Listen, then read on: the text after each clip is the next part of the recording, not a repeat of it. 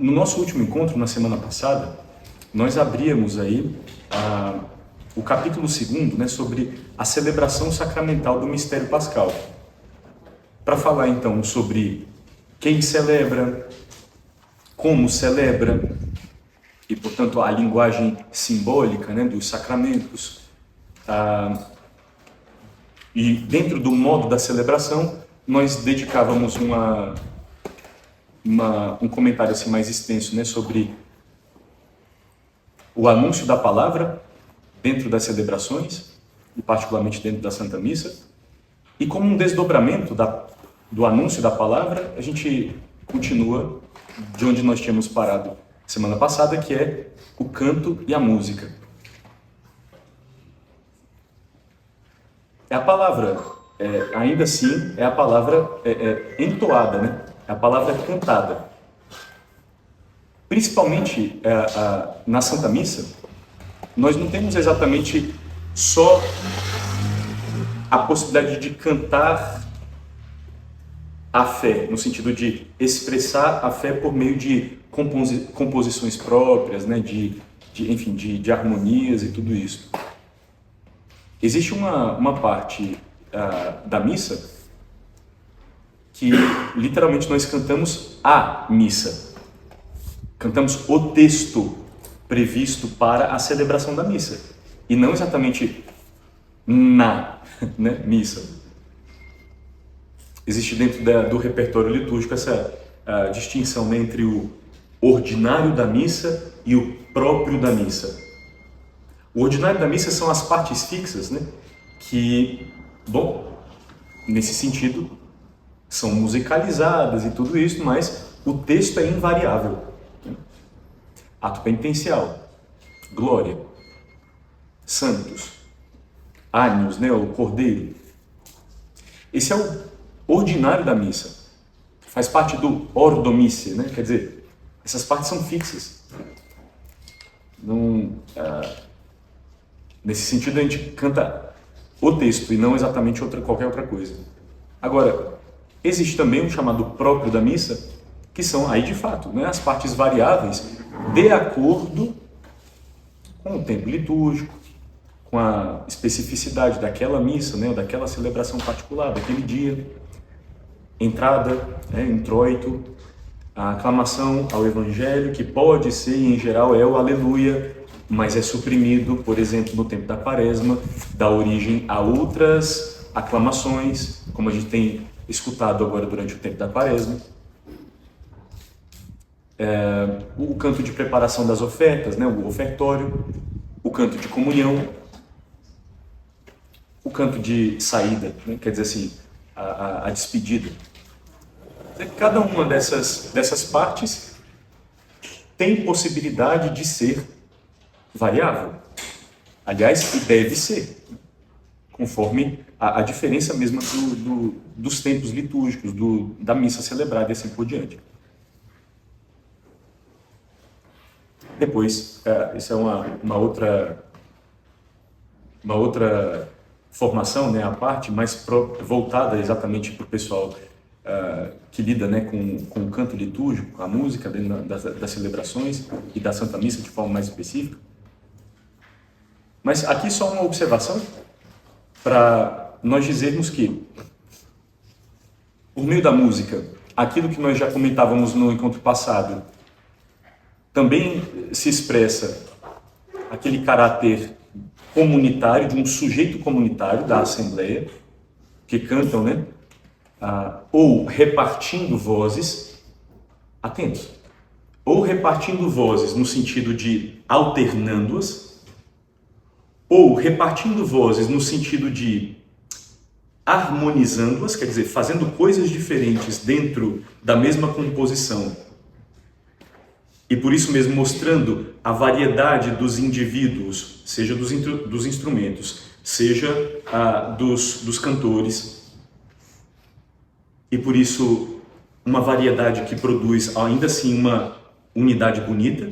Pensem aí nas chamadas assim, né, polifonias sagradas, o canto polifônico, né?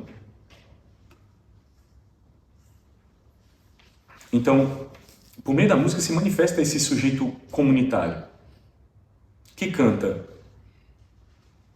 repartindo vozes, ou alternando-as, ou complementando-as, mas que se expressa na maior parte do tempo, então, numa só voz. Una voce dicentes, né? Dizemos no final do prefácio. Por isso, né, cantamos a uma só voz. Santo, santo, santo. Una voce dicentes. Né? Ou canentes, né? Enfim, cantantes. Né? A igreja tem uma tradição, desenvolveu, né, uma tradição musical própria. E assim, por meio especificamente de um canto que é seu, é o chamado canto gregoriano. Aqui não se trata de a gente abrir esse parênteses para falar nem sobre a origem, nem sobre o desenvolvimento, nem sobre o lugar, né, enfim, do canto gregoriano, mas só para dizer, nós desenvolvemos um tipo de canto específico para o culto, né, apropriado para ele, continua a ser referencial para nós, embora não seja propriamente a única expressão possível. Né?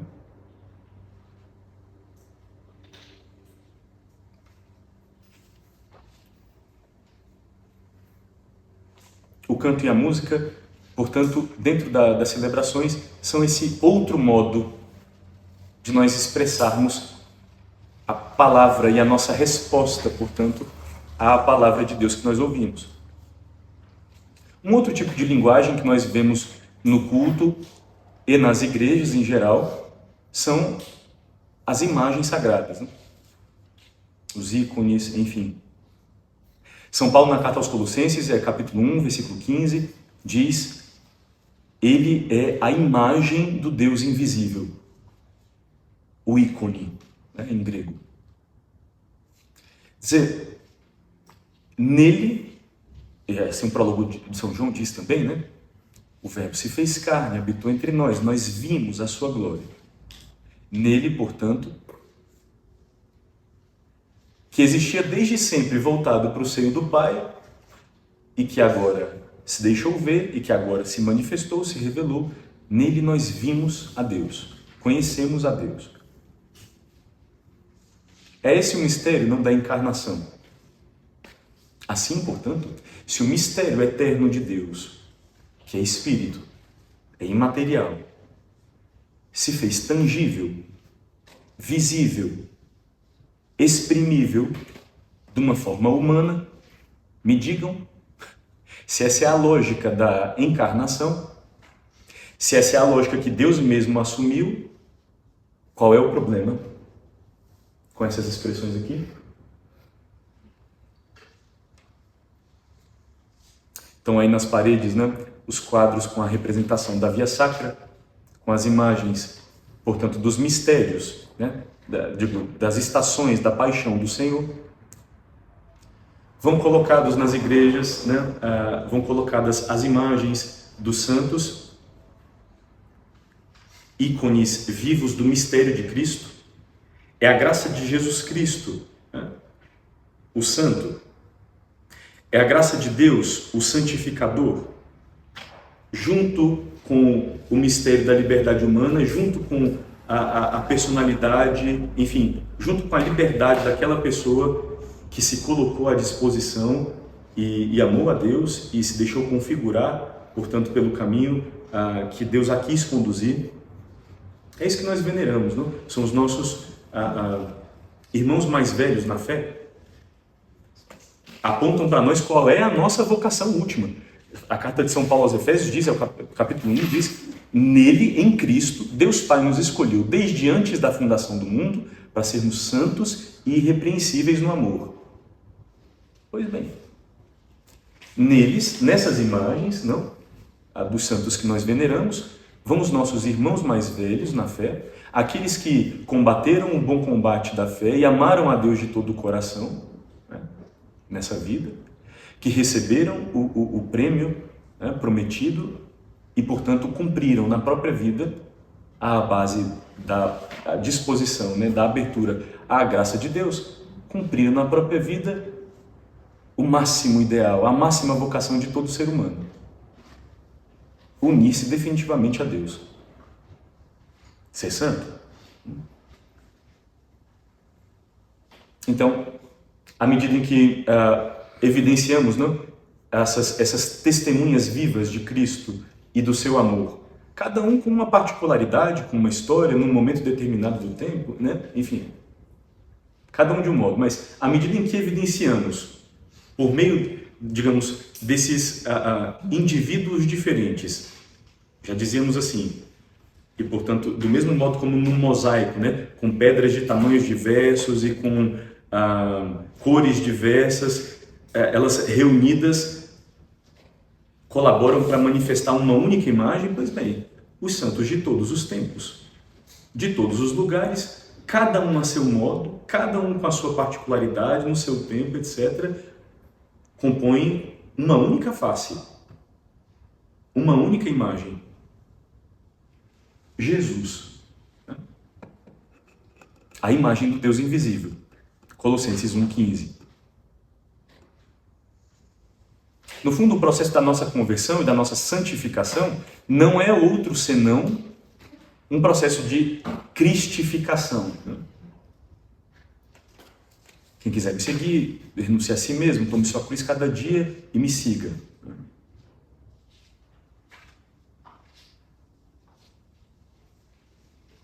À medida em que nos servimos das imagens para evidenciar, né, o mistério também da vida do Senhor e da sua paixão e da sua ressurreição. Qual é o pecado cometido?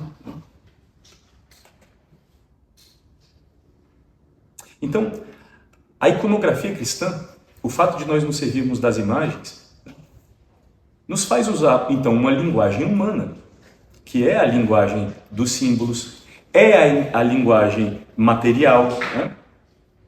Nós somos assim, nós não somos puro espírito, né? Quantas vezes já dissemos isso aqui ao longo nesse ciclo de catequese? Nos faz transmitir, transportar e evidenciar numa linguagem humana a mensagem evangélica, não quer dizer, o conteúdo da revelação, presente nas Escrituras, presente na tradição, presente na vida da igreja.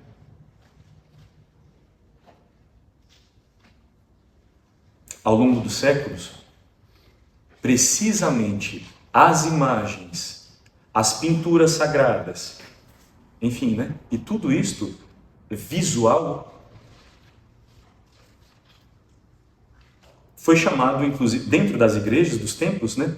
Foi chamado, inclusive, de a catequese dos simples, né? Ou o evangelho dos não letrados. Vamos pensar, né? Século XVI, só a invenção da imprensa e, bom, a universalização do ensino muito mais tardia, não? Digo, muito mais próximo de nós, de forma que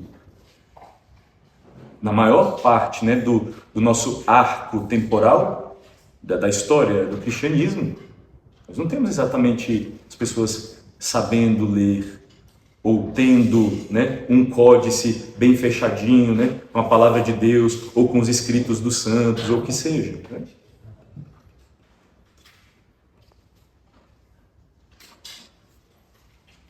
Como é que se transmite a fé numa situação assim? Certamente, a necessidade, né, de um instrutor, de um catequista, de um ministro para pregar a fé, e de quanta utilidade, né? Basta pensar como nós hoje, em geral, né, nas faculdades, né, e eu passo por isso também, os professores são constantemente avaliados, né, em relação, por exemplo, à metodologia de ensino. Assim, um dos pontos é, olha, utiliza material visual, faz recurso, né, às novas tecnologias, né, e tudo, passa vídeo, tem slide pronto, essas coisas são bem feitas, animadas, de forma que, né, de que a transmissão daquele conhecimento seja uma coisa mais dinâmica, né? Imagina se isso para nós, com o excesso a possibilidade de acesso, né, à informação e tudo isso, se para nós continua a ser um valor, a possibilidade de ver, né, o enriquecimento da linguagem falada, né, da linguagem oral, por meio da arte, enfim, da produção nesse sentido, quanto mais em outro contexto. Então, ao longo dos séculos, dentro das igrejas, e basta entrar nas igrejas antigas, assim, né, para afrescos e para esculturas e para tudo isso, muito comum ver, de um lado, uma passagem do Antigo Testamento, paralela a ela, no outro lado, o seu cumprimento no Novo Testamento. Não é a linguagem tipológica que está presente dentro da liturgia da missa, primeira leitura e evangelho aos domingos, por exemplo, não é o tipo de pregação que é bastante recorrente nossa aqui, que é exatamente assim que a igreja lê as escrituras, né? Olha, o cumprimento é Cristo. É diante dele que se descortina, não o Antigo Testamento. Nele nós vemos cumprido, enfim, assim por diante.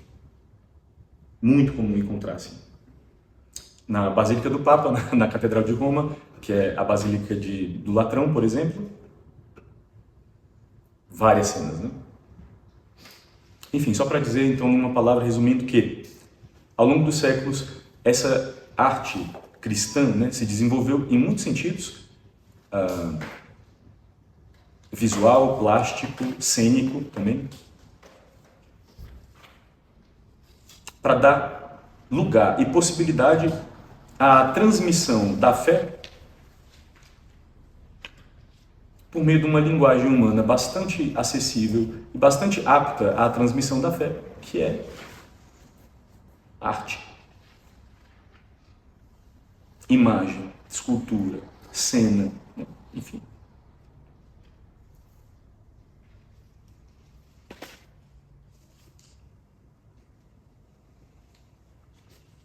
Quando celebrar?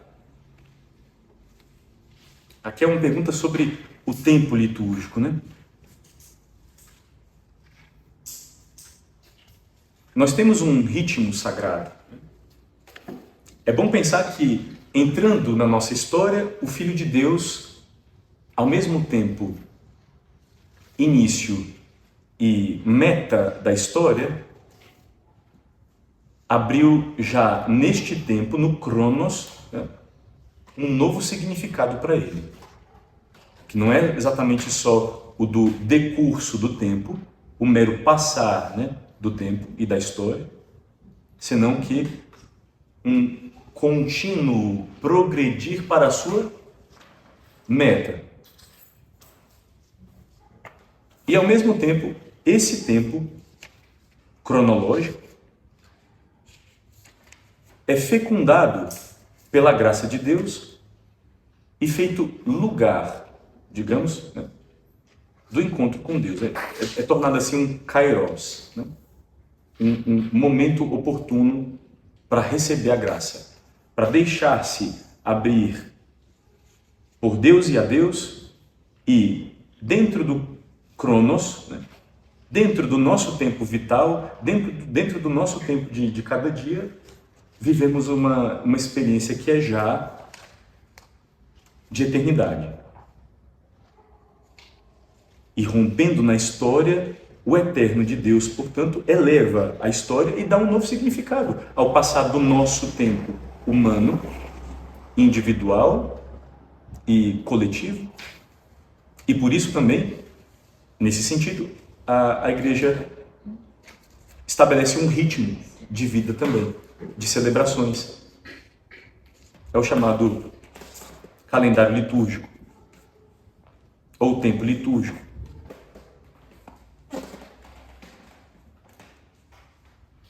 No fundo, trata-se então de distribuir todo o mistério de Cristo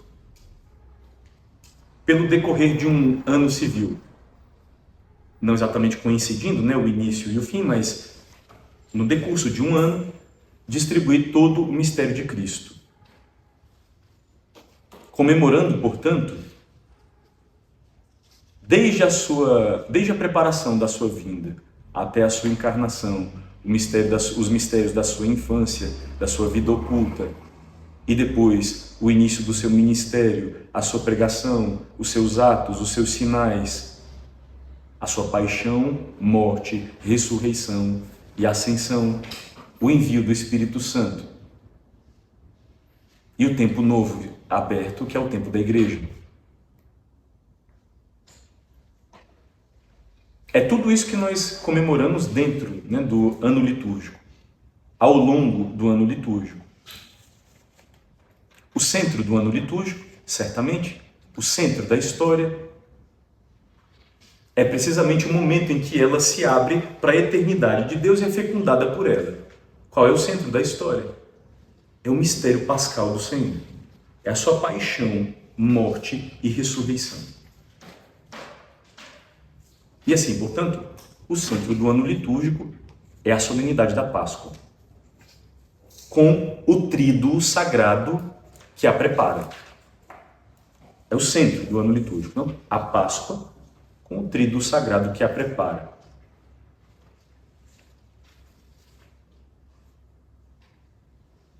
O dia da ressurreição, chamado assim o dia do Senhor, o domingo,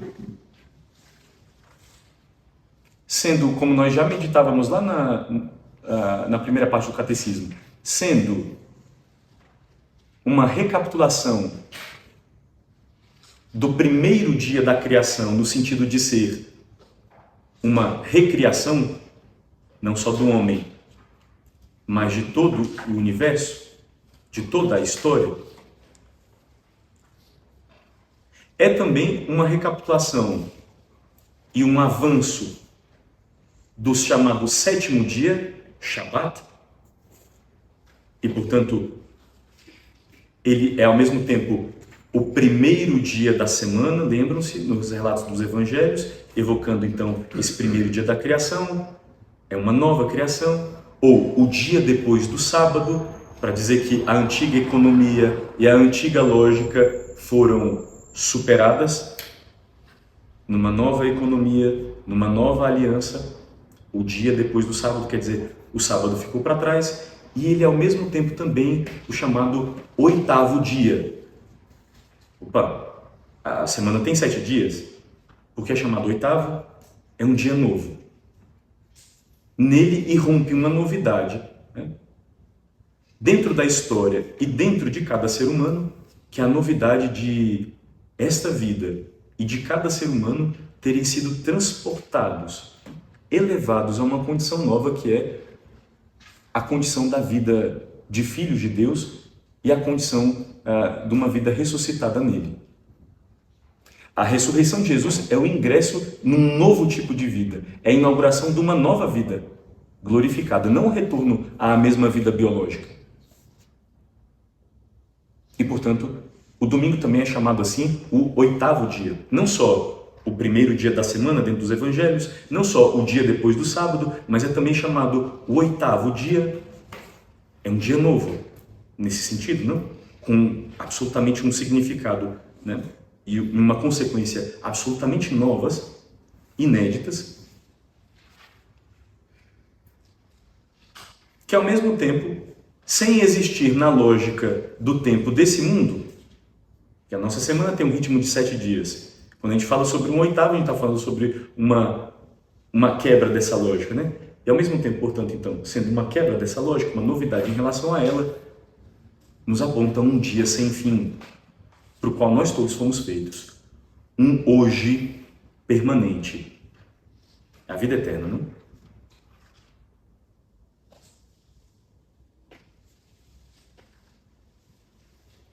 Então, a ressurreição do Senhor, que aconteceu num domingo, se celebra a cada 8 dias, a cada semana, portanto. E se é verdade que a Páscoa do Senhor é o centro do ano litúrgico, é o centro do calendário litúrgico, com o tríduo que o prepara, que a prepara, perdão, é verdade também que depois dela existe a nossa Páscoa semanal, a nossa celebração semanal da vitória, da ressurreição, no dia novo inaugurado por Deus, chamado domingo.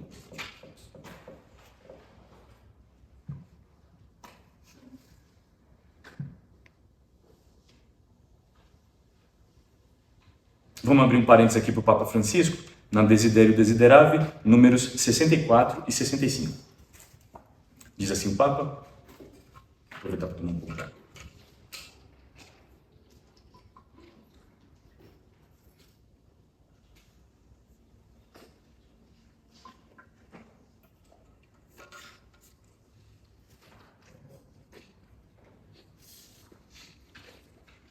Diz assim o Papa: à luz de tudo o que acima recordamos, compreendemos que o ano litúrgico é para nós a possibilidade de crescer no conhecimento do mistério de Cristo, imergindo a nossa vida no mistério de sua Páscoa, na esperança de sua vinda. Esta é uma verdadeira formação contínua. A nossa vida não é uma sucessão casual e caótica de acontecimentos, mas um percurso que, de Páscoa em Páscoa, nos conforma a Ele, enquanto esperamos em jubilosa esperança a vinda gloriosa de Jesus Cristo, nosso Salvador. Bonito pensar isso, hein? Depois que irrompeu na história esta novidade, a cada ano a Igreja, com esse ciclo anual, enquanto vai peregrinando nesse mundo, celebra esse acontecimento novo, enquanto espera ser unida com Ele na glória, enquanto espera o seu retorno. E, aliás, não só nesse ritmo anual, a cada ano celebrando a Páscoa da ressurreição no calendário, mas a cada domingo celebrando o dia do Senhor. No decurso do tempo feito novo pela Páscoa, em cada 8 dias, a Igreja celebra no domingo o acontecimento da salvação. O domingo, antes de ser um preceito, a gente facilmente, se vincula a isso só pela lógica do pode ou não pode, está proibido ou está permitido, Tenho ou não tenho, Estou obrigado ou não estou obrigado. O domingo, antes de ser um preceito, é um dom que Deus faz ao seu povo. Por esse motivo, a Igreja o guarda como um preceito. Ele está protegido, pela norma canônica. Ele está protegido, com essa proibição, moral e com essa proibição canônica, não antes, mas depois, em consequência, para que nós tenhamos consciência. Descuidando isto, nós estamos descuidando um aspecto primordial da nossa vida espiritual, da nossa vida cristã, enfim, um aspecto primordial da nossa condição mesmo de filhos de Deus. A celebração dominical oferece à comunidade cristã a possibilidade de ser formada pela Eucaristia. De domingo em domingo, a palavra do ressuscitado ilumina a nossa existência, querendo realizar em nós aquilo para que foi mandada. De domingo em domingo, a comunhão no corpo e no sangue de Cristo quer fazer também da nossa vida um sacrifício agradável ao Pai, na comunhão fraterna que se faz partilha, acolhimento e serviço. De domingo em domingo, a força do pão partido nos sustenta no anúncio do Evangelho, no qual se manifesta a autenticidade da nossa celebração. Fecha aspas, para o Papa.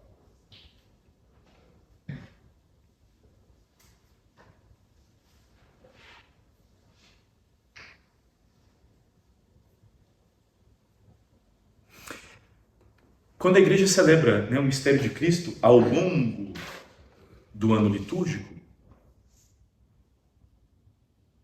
está sempre imbuída dessa palavra que vai ritmando a sua oração, diz o catecismo, que é a palavra hoje. É com essa palavra que nós começamos na igreja a oração a cada dia. É o Salmo 94, o chamado invitatório. Se hoje ouvirdes a voz do Senhor, não fecheis os corações. Lembram-se? Ouve Israel. Digo, a primeira postura de fé é a escuta, essa disposição, essa abertura, não, de espaço interior para acolher a Deus, acolher a sua palavra. Esse hoje não está só, né? Digo, é tão importante isso dentro da Escritura e da nossa perspectiva de fé. Hoje não está só nas considerações todas que nós fazíamos no Antigo Testamento, na prece de Israel, no salmo invitatório com o qual a igreja todos os dias abre os lábios para se colocar em comunhão com seu Senhor. O hoje está dentro do Pai Nosso, está dentro da oração que o Senhor nos ensinou. O pão nosso de cada dia nos dai hoje.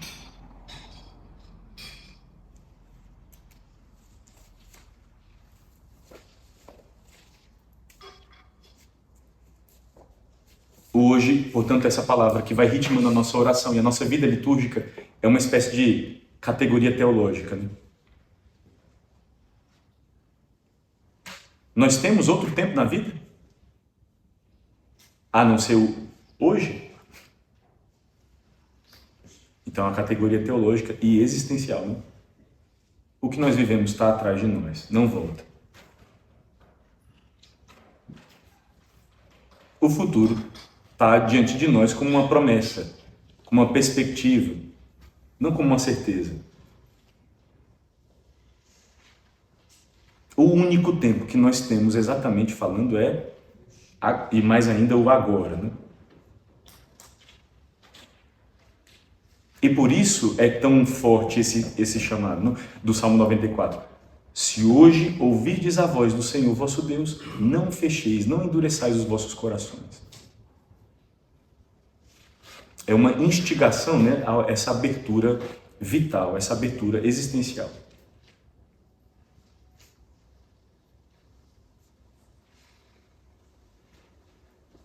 Nós queremos que o hoje da nossa vida, de cada instante, seja impregnado, não, da graça de Deus.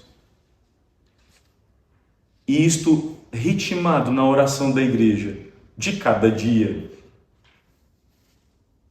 mas de cada semana, com esse novo hoje, né, com esse 8º dia, que é o do Senhor, vai educando e elevando a nossa vida para o dia sem ocaso, né? Para o dia que não tem fim. Para aquele, abre aspas, por falta da nossa linguagem apropriada, né? Para aquele amanhã ou para aquele hoje que não tem sucessão mais, que é sempre agora. Essa é uma boa categoria para falar sobre a eternidade, né? Não tem antes e não tem depois. Não tem transcurso de tempo. A eternidade não tem sucessão temporal. É sempre um agora, né? É sempre um hoje. Quando a gente diz que Deus é desde sempre e para sempre, e Deus se revela a Moisés no Êxodo como aquele que é um presente.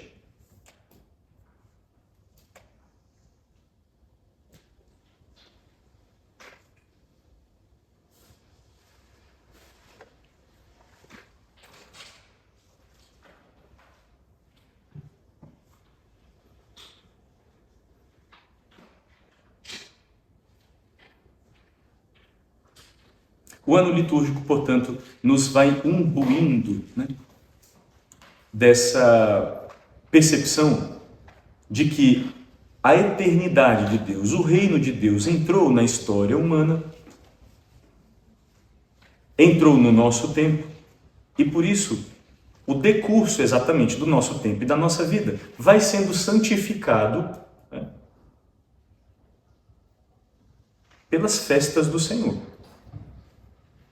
Digo, pelos acontecimentos da nossa salvação, pela vida de Cristo, enfim, pelas celebrações dos santos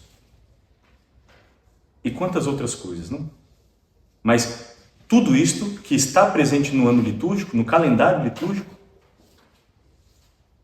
é o desenrolar dos diferentes aspectos do único mistério pascal. Ou é a própria encarnação, nascimento, infância, vida escondida, ou ministério, vida pública, pregação, ou paixão, morte, ressurreição, ascensão do Senhor e depois o envio do Espírito Santo. Ou, quer dizer, então, ou são coisas relativas ao Senhor Jesus imediatamente, ou tem relação com ele de qualquer maneira, ou são celebrações da sua Mãe Santíssima, dos santos, que não são, como a gente dizia, né, santos senão pela graça de Jesus, né? São cada um a seu modo ícones do único e mesmo mistério de Cristo.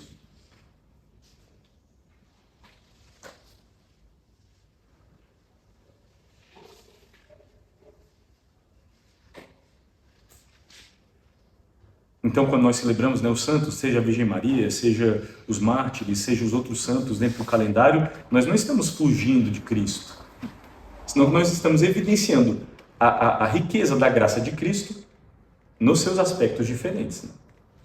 E assim diz a Igreja. Na celebração deste ciclo anual dos mistérios de Cristo, a Santa Igreja venera com especial amor, porque indissoluvelmente unida à obra da salvação do seu Filho, a bem-aventurada Virgem Maria, Mãe de Deus. Nela vê e exalta o mais excelso fruto da redenção e contempla com alegria, como numa imagem puríssima, o que ela própria deseja e espera ser inteiramente. Na Virgem Maria, tudo que a Igreja deseja ser. Nela já feito, né, nela já realizado, como num protótipo, como numa imagem puríssima, diz o Catecismo, tudo que a Igreja, ela própria, deseja e espera ser inteiramente. E depois, ao celebrar os mártires e os outros santos, o que é que nós fazemos? Bom, nós estamos proclamando, louvando o mistério e a força da vitória de Jesus, da Páscoa de Jesus neles. Os santos estão propostos, né, aos fiéis como exemplos, como modelo de seguimento de Jesus. São esses nossos irmãos mais velhos e, ao mesmo tempo, são nossos intercessores.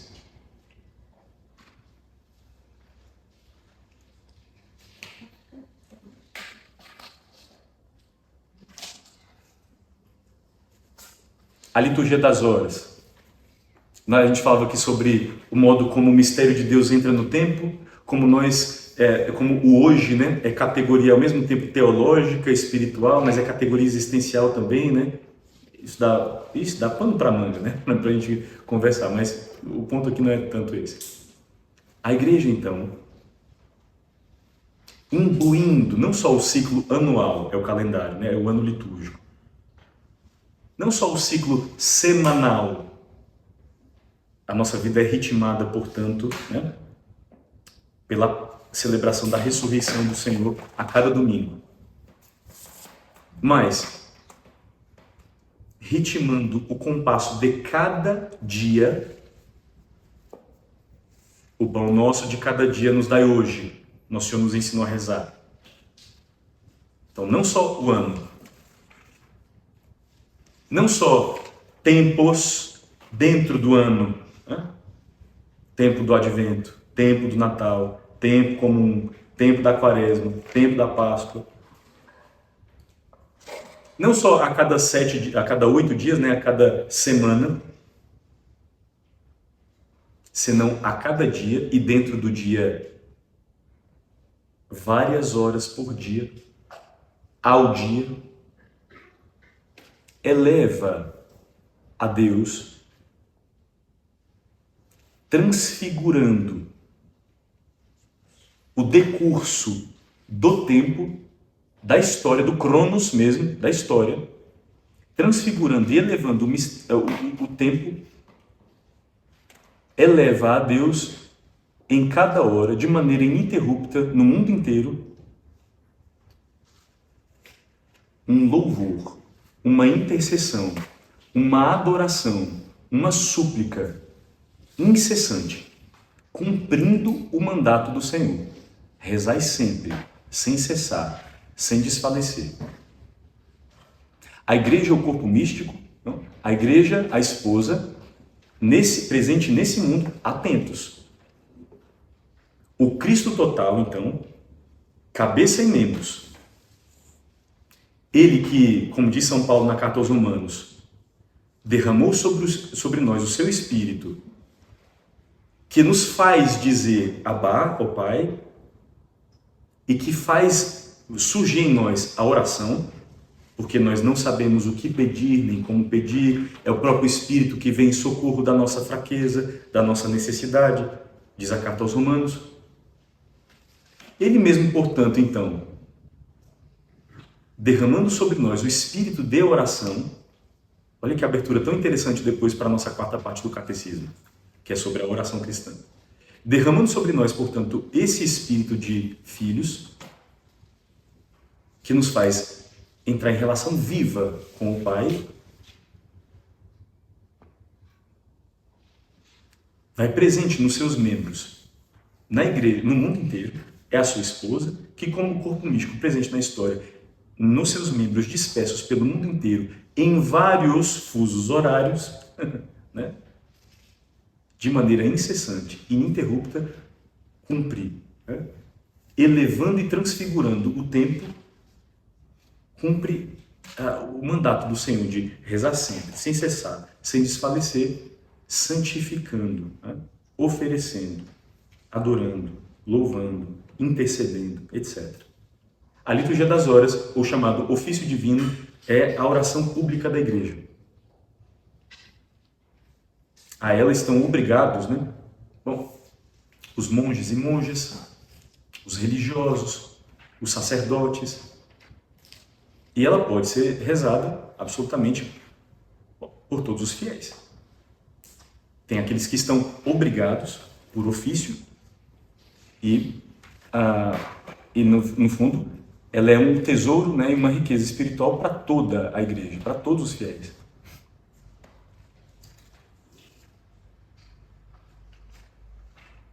A liturgia das horas é a voz da esposa de Cristo que fala, da igreja, portanto, que fala com o esposo. Mais ainda, é a oração que Cristo, unido ao seu corpo, eleva ininterruptamente ao Pai. Quantas vezes nos evangelhos nós escutamos, nós já lemos, etc., Nosso Senhor se retirar para a oração.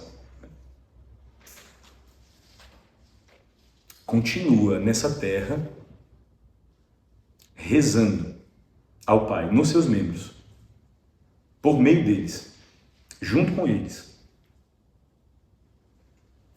É incrível pensar no fuso horário, né, Pai? Falando assim, né? Ele estaria sempre convosco. E aí, se pensar que em todos os momentos tem missa. Né?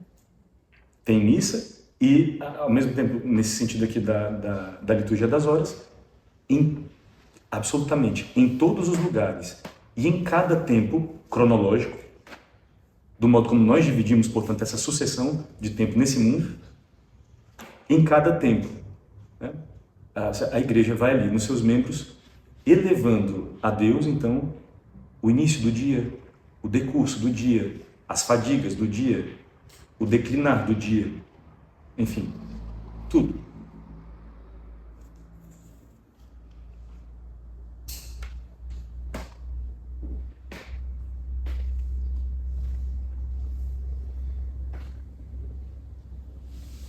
Depois a gente pode abrir uma... Eu dizia, né? Vamos abrir um parênteses aqui. No encontro passado eu dizia que para cada passo um momento adequado, né? Um tempo adequado, etc. e tal. Oxalá, né? Nós tenhamos as condições de dar esse passo em algum momento. Né? Da celebração pública, né? Ao menos no domingo, depois a gente faz idealmente em outros momentos, mas da celebração pública, bom, seja de laudes, seja de vésperas, por exemplo, antes de uma missa dominical, de matinal ou vespertina.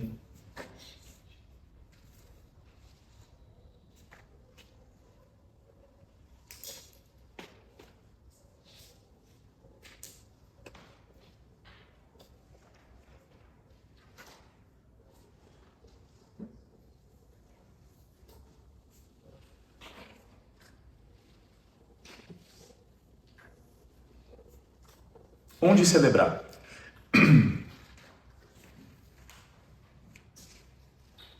Nosso Senhor, no diálogo com a samaritana, diz: vai chegar um momento em que nem em Jerusalém, nem na Samaria, nem no Monte Garizim, adorareis, mas em espírito e verdade. Aliás, esses são os adoradores que o Pai procura. Era o evangelho do terceiro domingo da Quaresma. O culto da nova aliança tem um lugar preciso. É dado num lugar preciso. Onde?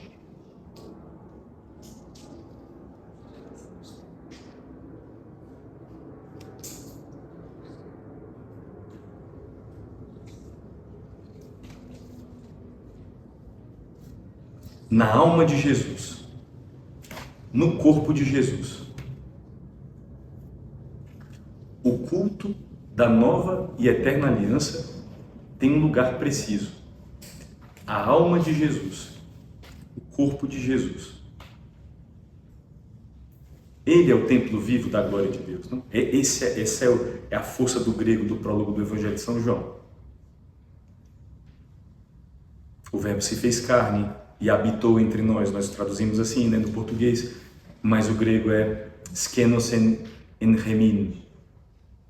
O que quer dizer?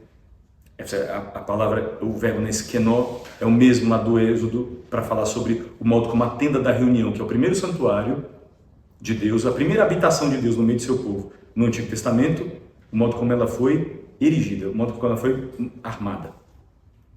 Então, literalmente, o grego do prólogo do Evangelho de São João está dizendo: o Verbo se fez carne e armou a sua tenda, com tudo o que isso significa, não? De habitação de Deus no meio do seu povo, de presença de Deus para ser tocado, acessado no meio do seu povo. A figura disso é a tenda da reunião no Antigo Testamento. É isso que é a força desse verbo no prólogo do Evangelho de São João. Portanto, qual é o templo vivo da glória de Deus? O lugar dado onde Deus é plenamente adorado, glorificado, etc. É a humanidade santíssima do nosso Redentor.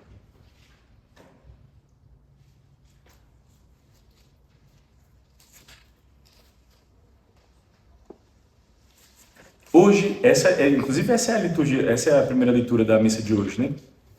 O templo de Jerusalém, a visão de Ezequiel de um rio saindo do lado direito do templo e ficando cada vez mais caudaloso, levando vida por todo lugar onde passa. O Evangelho de São João diz que o lado de Cristo, o lado direito, aberto, dele jorraram sangue e água.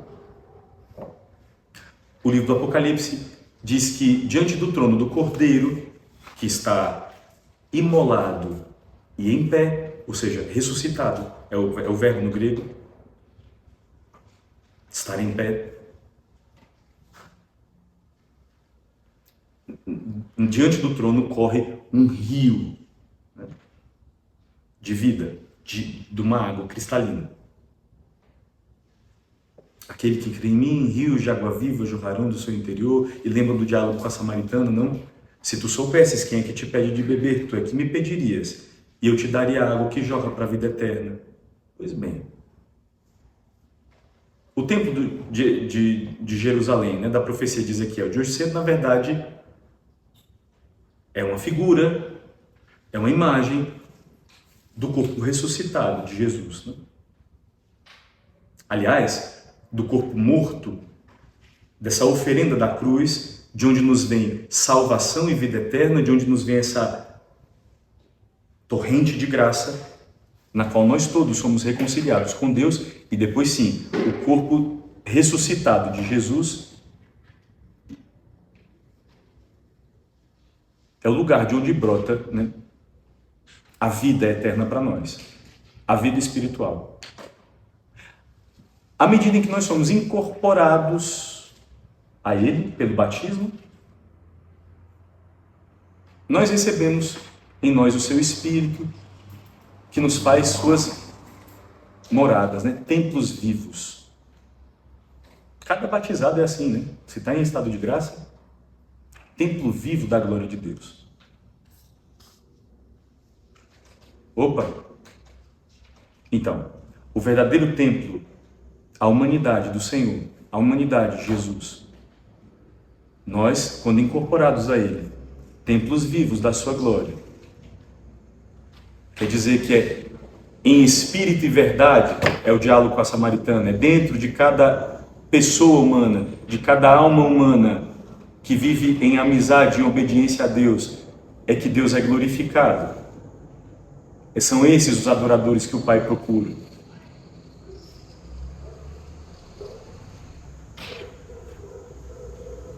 Em qualquer lugar, portanto, é possível colocar-se em comunhão com Deus nesse aspecto, né? Acessá-lo. Mais íntimo de nós do que nós mesmos, dizia Santo Agostinho nas suas confissões. Em espírito e verdade. Mas, porque nós somos um corpo, não indivíduos, né, isolados. Porque Deus nos quis salvar como um povo, e não isoladamente. Então, para os templos vivos,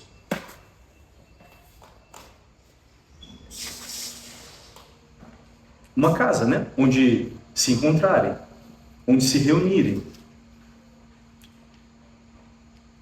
onde escutarem a palavra de Deus, serem santificados pela graça que vem de Jesus por meio dos sacramentos, especialmente o sacramento da Eucaristia, né? Um lugar onde guardar, reter, cultuar Jesus presente no Santíssimo Sacramento e celebrar o culto eucarístico, né? Celebrar a Santa Missa. São os templos de pedra, são as igrejas. As igrejas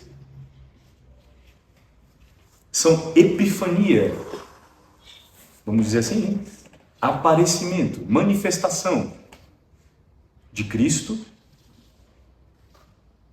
e da igreja, né? No sentido do mistério do que é a igreja.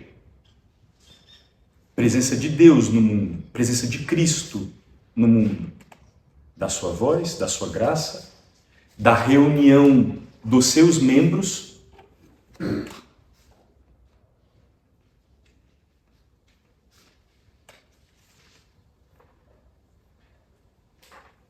É uma casa de oração. É a casa do serviço de Deus. Tanto o serviço que se presta pelo culto litúrgico, quanto também pelo serviço da fé, pelo serviço da caridade, pelas boas obras e assim por diante.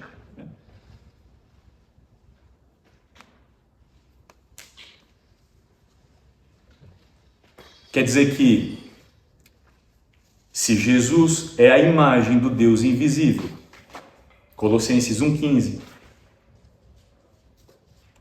se o intangível, o espiritual, né, o eterno de Deus entrou na história e se fez ver, nós vimos sua glória, e nós ouvimos, e etc, etc. É a lógica da encarnação. Bom, Então é verdade. Cada alma, digo, o íntimo de cada pessoa, cada coração humano, que é lugar da adoração em espírito e verdade, é lugar de adoração em espírito e verdade? Sim. Mas não basta dizer, padre, eu rezo lá de casa. A pergunta que eu faço automaticamente quando escuto isso é: e qual foi a última vez que você rezou?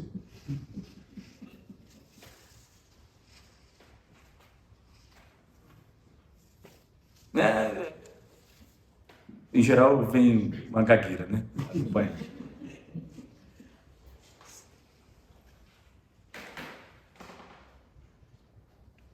Porque o rezo lá de casa desculpa, soft, né? Assim, uma justificativa soft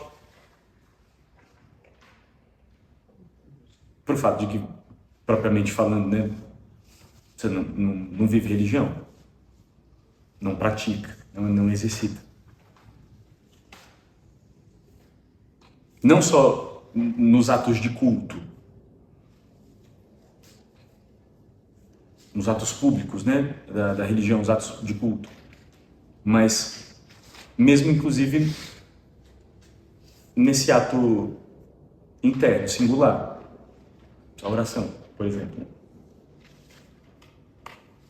Então, para nós não basta eu rezo lá de casa,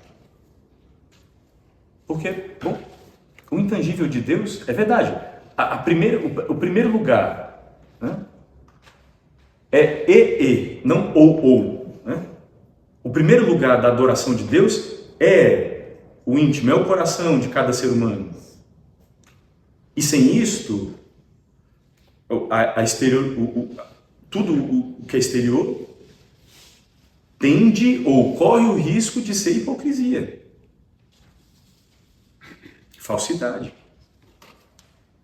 E a condenação do nosso Senhor, né? Por exemplo, aos fariseus.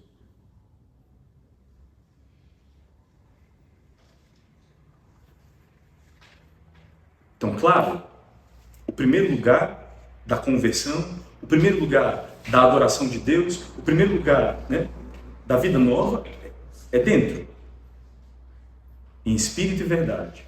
Ok. E porque nós não somos só espírito,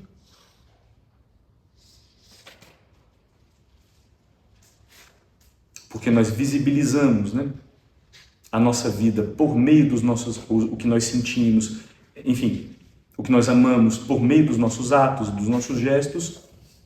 Então, o culto também, o templo também, e etc.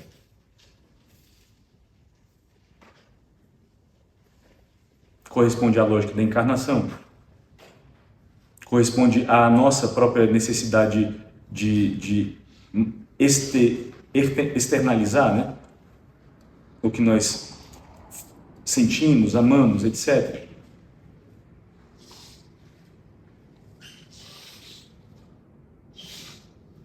E quantas outras coisas nós poderíamos dizer?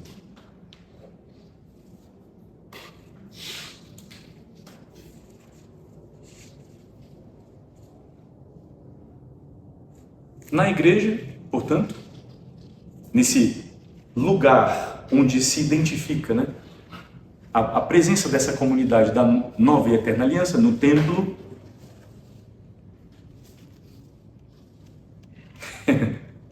aqui há tanta coisa para falar.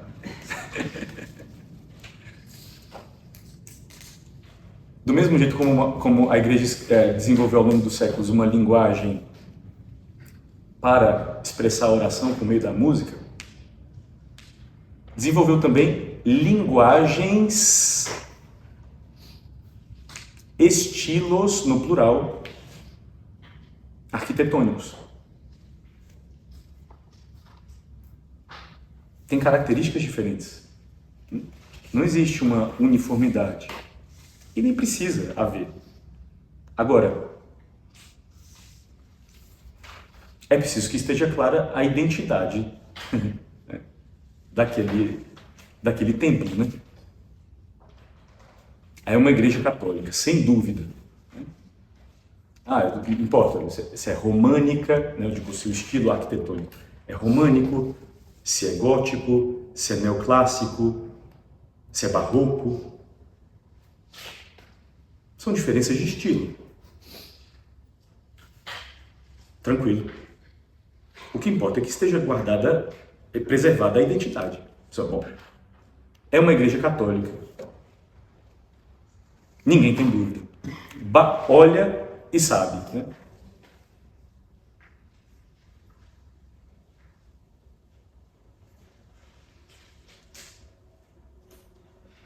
Dentro do templo, cada lugar, cada objeto, cada coisa tem um sentido que não é só pragmático, não é só utilitário.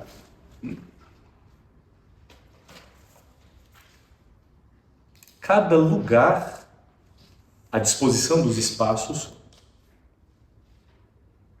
a utilização dos objetos, tudo isso tem sentido.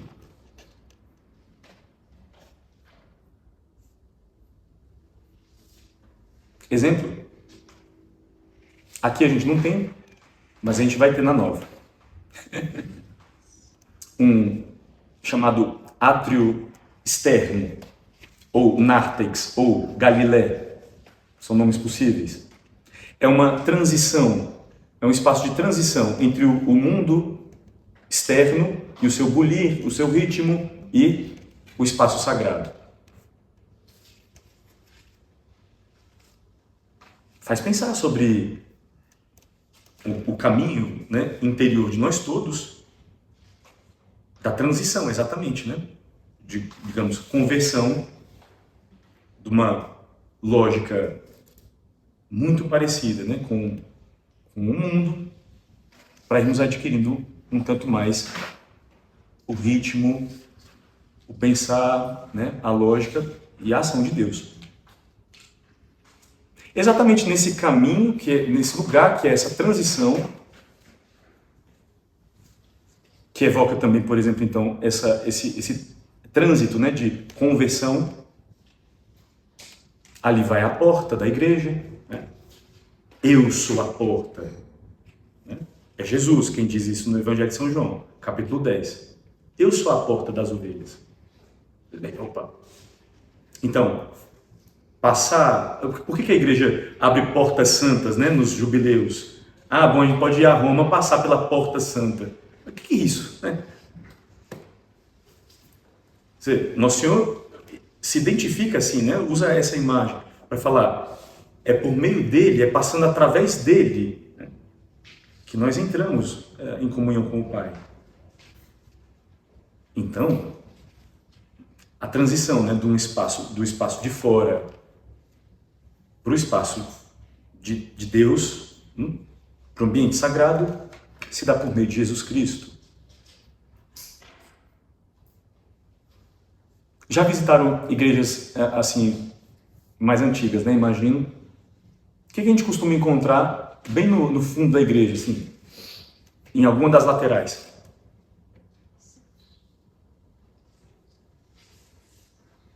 Uma pia batismal, talvez? Lembra? Ou à esquerda, ou à direita. Em geral, no fundo da igreja, tem uma capela batismal. A pia batismal. O batismo é a porta dos sacramentos, né? É a porta de entrada na fé. É por meio dele que nós entramos a fazer parte da igreja.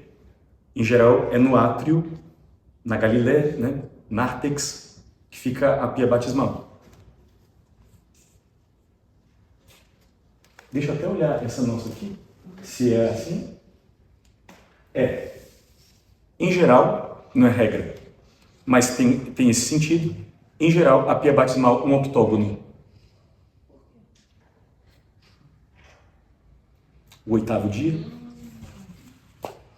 nós temos pelo batismo entrado numa nova lógica, numa nova vida, numa nova relação com o tempo. batismo como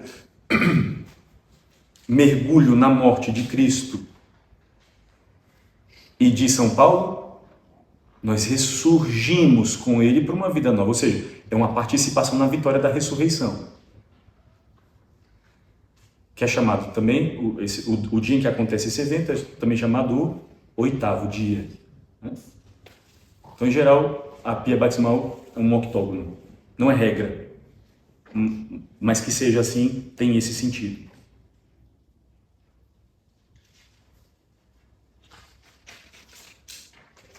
Depois nós entramos na chamada nave, né?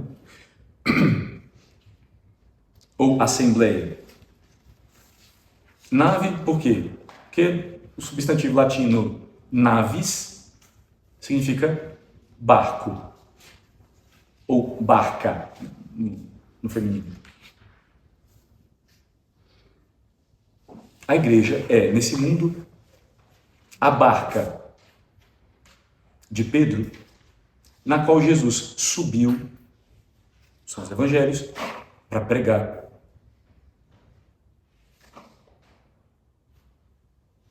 É a barca de Pedro na qual, no meio da tempestade, no meio das águas agitadas, Cristo apareceu com força e domínio de Deus, ao mesmo tempo censurando a falta de fé deles, e até especificamente num episódio, tirando Pedro do meio delas, que afundava no meio das águas. Homem de pouca fé, por que duvidaste? Pois bem, aparece no meio desse contexto, ao mesmo tempo censurando a falta de fé, e ao mesmo tempo acalmando e defendendo, acalmando a tempestade e defendendo, portanto, os seus, ali os apóstolos, mas neles, né? Os seus, os que lhe pertencem. A igreja é na história a barca de Pedro, não? Agitada no meio das ondas de pensamento, da história, de tanta coisa. A fé dos fiéis vai colocada, né? A perigo também, assim, nesse sentido, vai colocada à prova.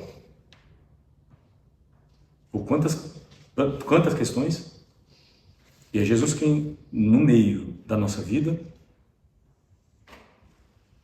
continua a amorosamente censurar-nos a nossa falta de fé, convidar-nos à confiança nele, defender-nos e conduzir por um modo que ele sabiamente conhece a igreja até o porto seguro da história, não? Passando pela turbulência desse mundo. Mas quem está ali é ele, né? O Evangelho de São Marcos. É bonito no Evangelho de São Marcos, porque o texto latino, especificamente falando, diz que Nosso Senhor estava deitado em pulpem, que é o lugar das embarcações, pulpis, é o lugar das embarcações onde os governantes da embarcação ficam,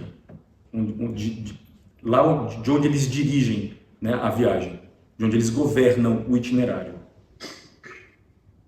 O Evangelho de São Marcos diz que Nosso Senhor estava repousando numa dessas, exatamente nesse lugar. Deus no comando.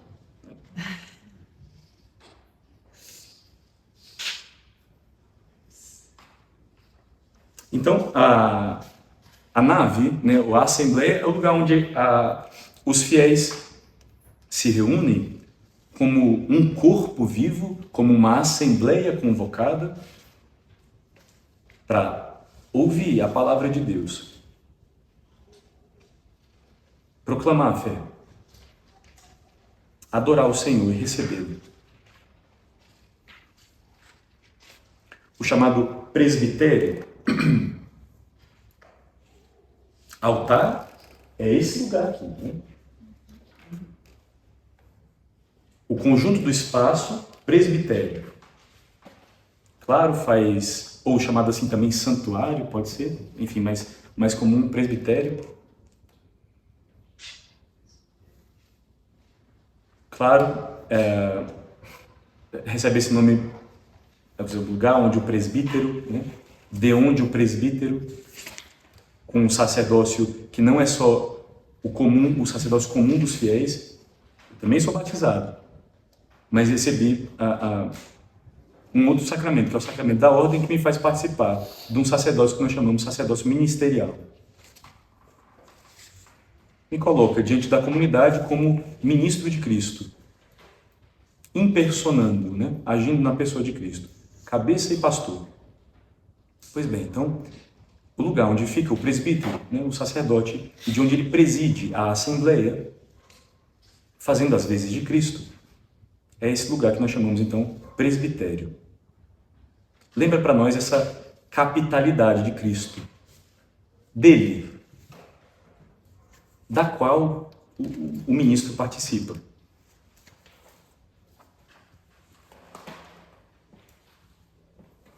Então, se a gente pensasse nisso, né? Capitalidade aqui, corpo aqui. Então, no conjunto, né, de presbitério e nave, a expressão também, digamos, do Cristo total, cabeça e membros. Né?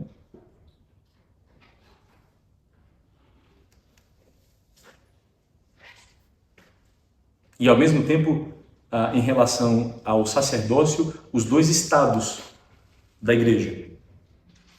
O sacerdócio comum e o sacerdócio ministerial.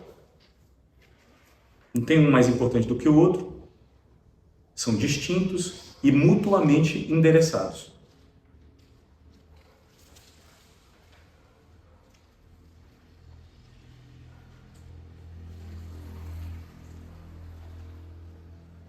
O altar dentro da liturgia é símbolo de Cristo.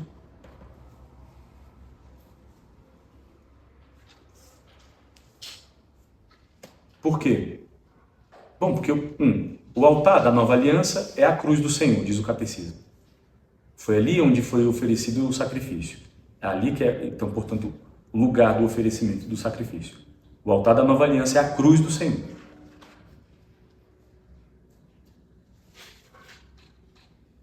Nele é que a vítima pascal foi oferecida, Cristo, Cordeiro imolado. Então, dentro da composição dos espaços do templo, o altar é sinal de Cristo. Ao mesmo tempo, Cordeiro, a vítima, ao mesmo tempo, o lugar onde é imolado, porque, digo, o oferecimento é o seu próprio corpo, né? E assim Nosso Senhor, ao mesmo tempo, é sacerdote, é Ele que oferece o sacrifício, é Ele a vítima oferecida. E é o lugar, digamos, em que o sacrifício é oferecido. É Ele mesmo que se entrega. Ao mesmo tempo, portanto, sacerdote, altar e cordeiro, nós dizemos assim. Tudo isso, todo esse sentido reconcentrado no altar, que é o centro da igreja. Por isso é que nós, né, fazemos reverência toda vez que passamos diante do altar. Não é um móvel qualquer, né? Nem se fosse de pedra, nem o caso desse daqui sendo de madeira. Não é um móvel qualquer. Os altares, o bom, né, é que sejam fixos. Não é o caso do nosso, por conta da nossa circunstância, né? Mas o bom é que sejam fixos, de pedra, e sejam consagrados com uma relíquia de um santo. Se for um mártir, melhor ainda. Por quê? Bom, ali vai o símbolo de Cristo, sacerdote, altar e cordeiro, e ao mesmo tempo também que Ele mesmo se ofereceu por nós. ele, um de nós, mais um de Deus, e ali encrostado no altar, pode ir também, e é bom que vá assim também, a relíquia de um mártir, um de nós, que, pela graça de Deus, foi levado a se oferecer do mesmo modo como o Filho, derramando a própria vida, entregando o próprio sangue. É o que nós... É o ato máximo da religião, né? É morrer por ela.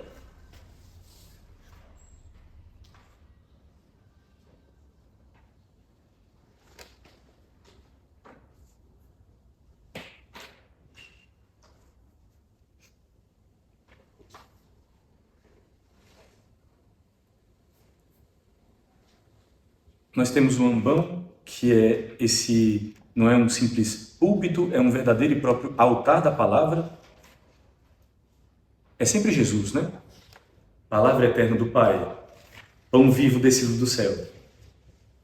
Mas é sempre o Senhor. São dois eixos da missa, as duas partes centrais da missa.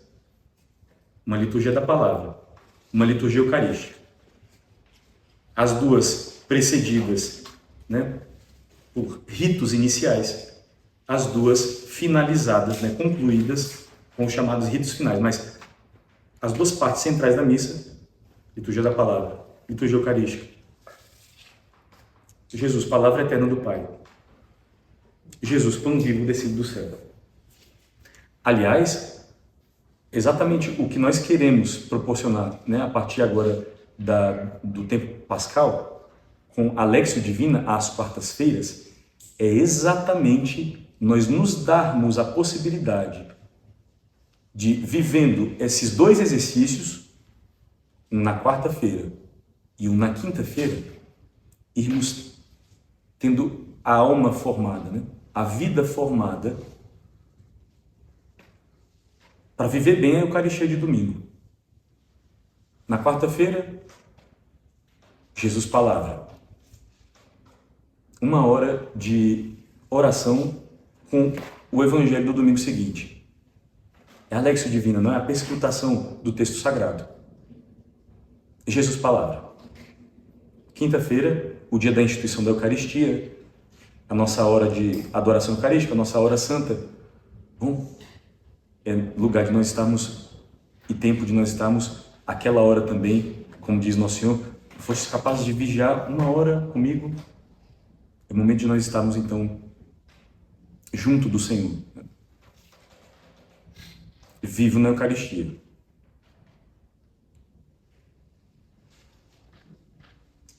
É a nossa tentativa, né? Aqui na nossa comunidade, né? Na nossa paróquia, ao longo desse tempo, de Jesus Palavra na quarta, Jesus Eucaristia na quinta, nos prepararmos para a missa de domingo, cujo centro é a proclamação da palavra, a Eucaristia. Jesus Palavra, pão vivo descido do céu. Essa é a escola que a igreja nos colocou para nos formar semanalmente, não é? A cada 8 dias, nós não dizíamos isso? É a nossa Páscoa semanal? Pois bem.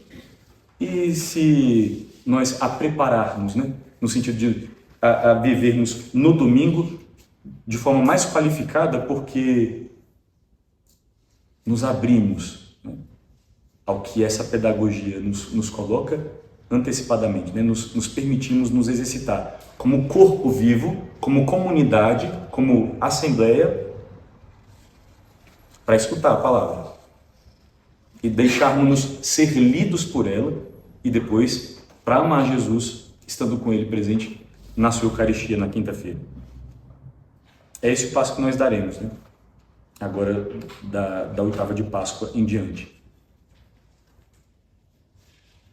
E quantas outras coisas, né, que nós poderíamos dizer aí sobre os objetos, né, as coisas que são utilizadas, mas aqui só uns comentários então assim mais gerais. Vocês vão encontrar algumas outras indicações aí nos parágrafos 11, 7:9 até 11:8:6.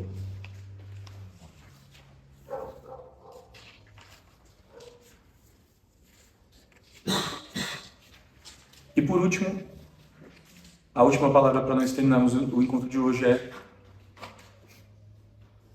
cada igreja é um sinal escatológico. Quer dizer, o que significa? Cada templo vivo é um prenúncio do que nós estamos tendendo, né? Para onde nós estamos tendendo na nossa vida e na história.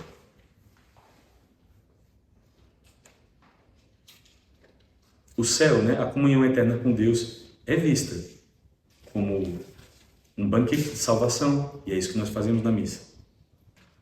É apresentado nas Escrituras como uma casa. Na casa do meu Pai há muitas moradas.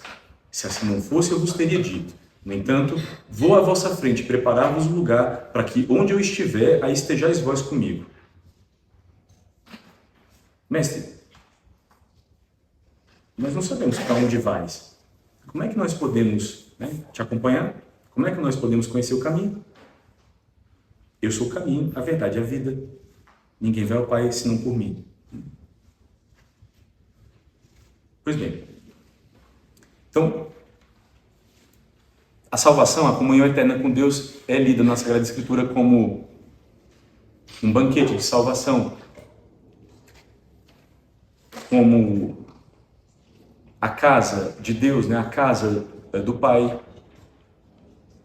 E, portanto, a igreja visível, né? O templo visível, simboliza nessa terra já esta morada eterna, esta casa celeste, para a qual todo o povo de Deus nessa terra está peregrinando.